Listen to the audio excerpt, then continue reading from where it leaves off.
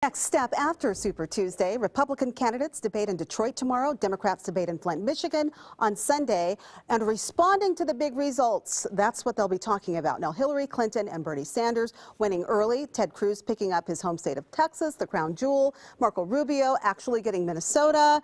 Those are some of the big talkers this morning. Now, Clinton scored wins in states like Georgia, Alabama, Arkansas, and Texas. Democratic Senator Bernie Sanders picking up strong wins in 4 states, his home state of Vermont, Oklahoma, Minnesota, and right here in Colorado, where lines were long to participate in the caucuses. Clinton now setting her sights on Donald Trump with this message. And apparently we aren't going to play that one right now, but basically she's talking about building bridges, not building walls. Trump responding saying, "I am ready now to set my sights on Hillary Clinton." We have that sound now. Let's listen to that. Instead of building walls, we're going to break down barriers. Once we get all of this finished, I'm going to go after one person. That's Hillary Clinton, on the assumption she's allowed to run, which is a big assumption. Okay. Well, looking at what Colorado did in Super Tuesday, latest numbers, Sanders taking just over 58% of the vote, Hillary Clinton at 40%. And but obviously Donald Trump setting his sights on Clinton right now. Republicans deciding not to hold publicized preference polls in Colorado. So let's now get some perspective from that party on where the challenges are right now. Welcome GOP State Party Chairman Steve House and also State Representative Polly Lawrence, who is also president of Douglas County Republican Women. Thank you for coming on this morning to weigh in.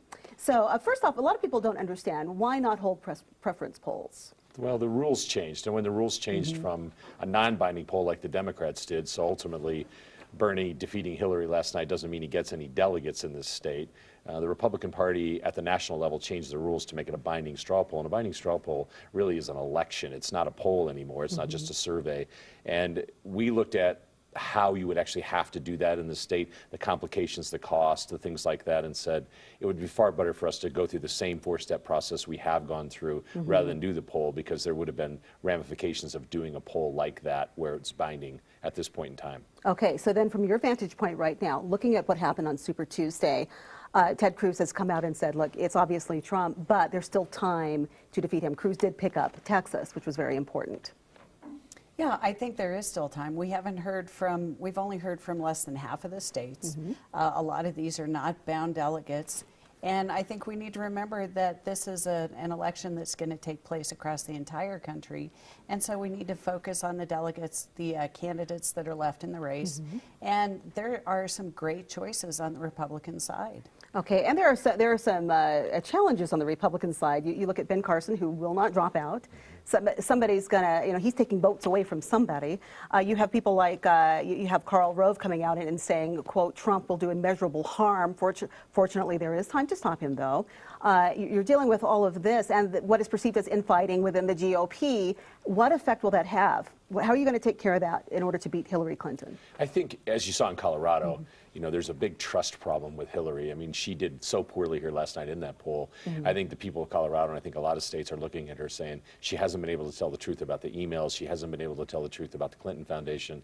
I think if she is their candidate, and I think it's more likely she will be than not, I think people will be asking that same question throughout the general election. While we're figuring out how to come together as a Republican Party in a very interesting race, and by the way, Texas delegates haven't all been allocated yet, so the numbers could be fairly close between Ted and Donald at this point. I think there's a long way to go in that, but I really believe Hillary Clinton is a very damaged candidate, and we saw that in Colorado last night. What do you think is her strongest Achilles heel in this race? Well, the inability to just step up and explain what she did, and what she did not only with the emails, which put assets at risk. CIA assets were at risk. We know there's a lot of top secret emails in there. How could anyone be commander-in-chief if they don't understand the ramifications of what they're doing and then are unwilling to take ownership for it when they're done? She made a big point in her speech last night that companies had to be held accountable. Well, she does too, and she's not been willing to do that. Okay, your strongest candidate right now, Donald Trump, is facing a new issue. We've got the issue with Chris Christie, who has endorsed him, and now there are several people calling for him to step down as governor. Quickly, very quickly, do you perceive this to be a new problem for the party? I don't. I think, it's what's fun about primaries is that you have to let them play out. All right. And I think it's not a problem. All right, Colorado GOP Chairman Steve House, Representative Polly Lawrence, thank you so much for weighing in today. And we'll continue to follow this and see what happens, especially after the big debates coming up, Brooke. I really want to see the outcome of those debates. For sure, For Shaul. sure. Good perspective there on developing